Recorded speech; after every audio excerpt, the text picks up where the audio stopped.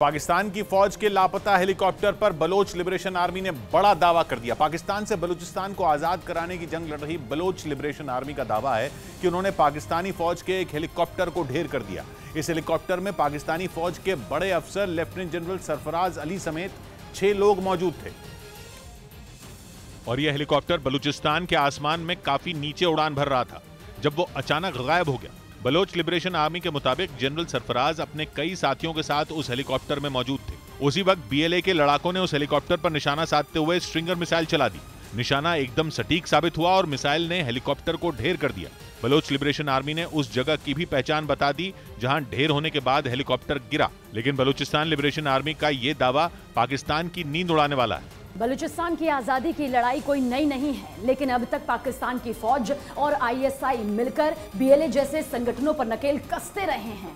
बलूचिस्तान के लोगों पर पाकिस्तानी फौज के जुल्म कोई नई बात नहीं है, लेकिन इस बार पाकिस्तान की टेंशन इसलिए बड़ी है क्योंकि अब बीएलए के पास स्ट्रिंगर जैसी खतरनाक मिसाइल पहुंच चुकी है और दावा है कि इसी मिसाइल से बलोच लिबरेशन आर्मी ने पाकिस्तानी फौज के हेलीकॉप्टर को निशाना बनाया। अमेरिका में बनी स्ट्रिंगर मिसाइलों का इस्तेमाल यूक्रेन में चल रही जंग में भी बड़े पैमाने पर हो रहा है। ये ऐसी मिसाइलें हैं जो हल्की हैं और सटीक निशाना लगाने में बेजोड़ भी हैं।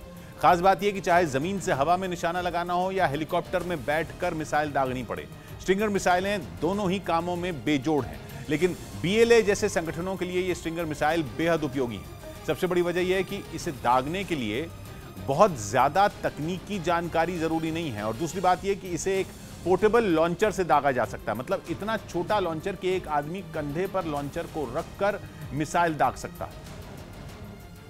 और पाकिस्तान के लिए बड़ी टेंशन यह है कि अब ऐसी ताकत बलोच लिबरेशन आर्मी के लड़ाकों के पास पहुंच चुकी है।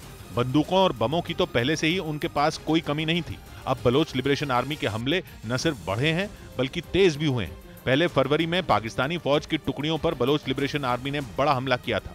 बीएलए ने उस हमले में पाकिस्तानी फौज के 100 से ज्यादा जवानों को मारने का दावा किया था। इसके बाद अप्रैल में कराची में एक आत्मघाती हमला हुआ जिसमें 11 लोगों की जान चली गई थी।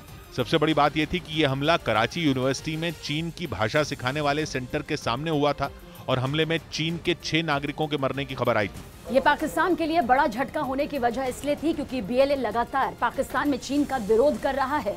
आरोप लगते रहे हैं कि बलूचिस्तान के संसाधनों को पाकिस्तान की सरकार चीन को बेच रही है, लेकिन इस बार जिस हमले की जिम्मेदारी बलूचिस्तान के क्रांतिकारियों ने ली वो पाकिस्तान की फौज के लिए बहुत बड़ा झटका है, क्योंकि इस हमले के जरिए पाकिस्तान की फौज के चेहरे से मुखौटा उतारने की कोशिश की गई है। बाढ़ की मार झेल रहे बलूचिस्तान में पाकिस्तान की फौज राहत और बचाव का अभियान चला रही है और दावा यह किया जा रहा था कि पाकिस्तान की फौज का यह हेलीकॉप्टर भी राहत और बचाव के काम में ही लगा हुआ है।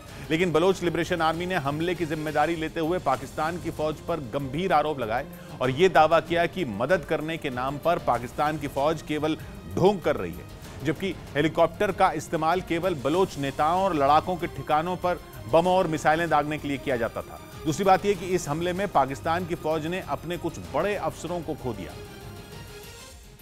जिनमें सबसे बड़ा नाम है लेफ्टिनेंट जनरल सरफराज अली का। सरफराज अली पाकिस्तान की फौज के अगले चीफ बनने की रेस में शामिल थे। उनके जिम्मे पिछले कुछ महीनों से पाकिस्तान का बलूचिस्तान प्रांत था। बलोच क्रांतिकारियों के निशाने पर वो लंबे वक्त से थे।